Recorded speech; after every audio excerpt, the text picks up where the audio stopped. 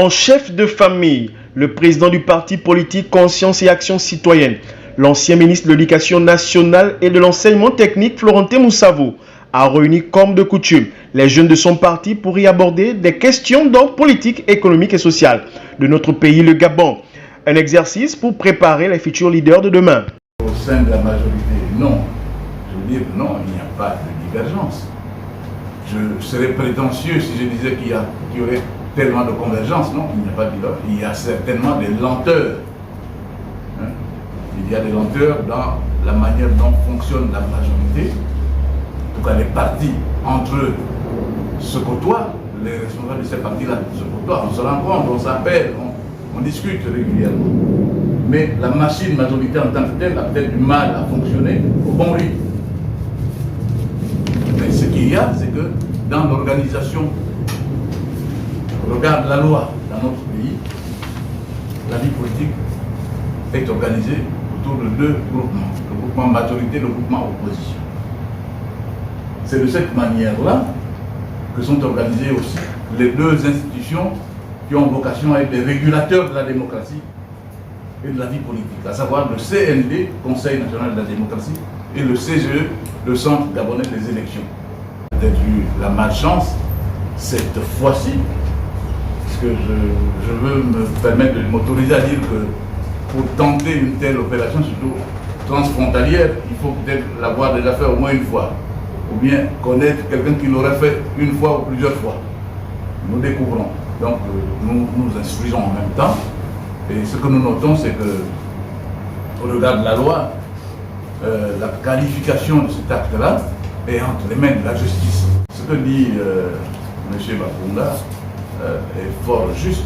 Je n'ai pas voulu, dans la première intervention, m'appesantir sur ces aspects-là qui sont devenus aujourd'hui des aspects polémiques et qui, je crains, vont impacter, vont peser dans le débat politique désormais. Lorsqu'on ira en campagne politique en 2023, c'est clair que sur l'ensemble du territoire, la problématique conflit homme-faune, parce que nos compatriotes ont l'impression que les autorités, les décideurs ont placé en position privilégiée la protection, la préservation de la biodiversité, donc des espèces animales et végétales, les êtres humains étant lâchés en souffrance face à leur destin. Le président du CAC est longuement revenu sur la flambée de prix qui asphyxie les populations gabonaises, un sujet qui fait beaucoup de bruit dans les ménages. Quant à la question des prix des denrées de première nécessité, je veux dire, je l'ai déjà dit à plusieurs reprises, que les mécanismes de protection des consommateurs gabonais, des citoyens gabonais, sont là depuis des années, mais heureusement, il faut qu'on vous le dise aussi, et je le dis pas pour condamner qui que ce soit, mais je dis que peut-être la communication gouvernementale et la communication des acteurs de l'administration gabonaise qui interviennent dans ces matières-là n'est pas assez efficace.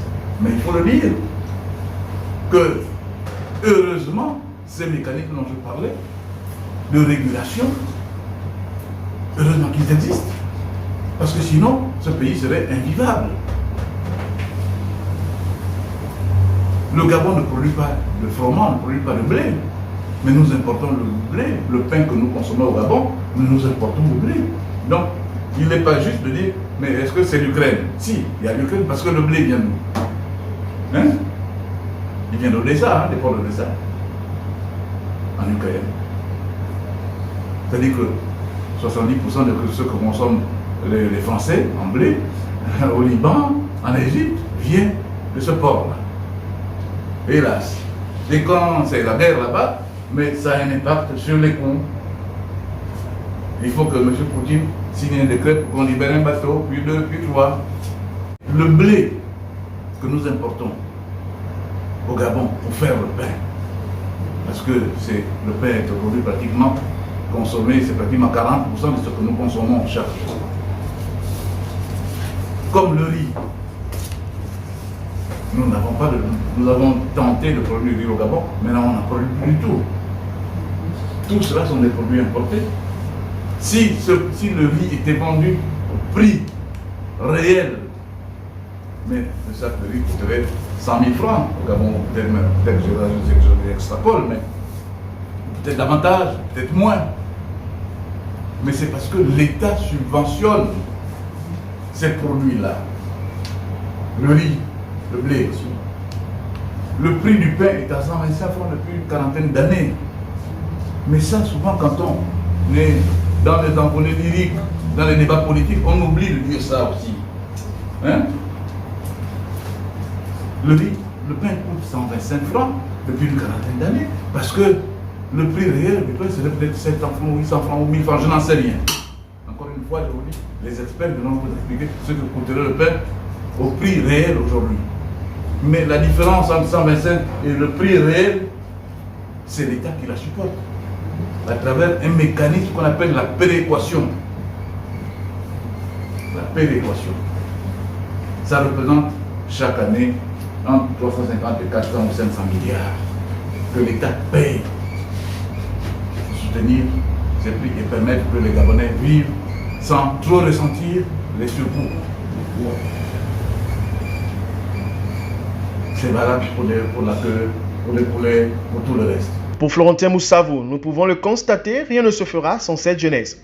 C'est pour cette raison qu'il associe cette élite à la construction de la vie politique de son parti. Une initiative qui ne semble pas s'arrêter d'aussitôt.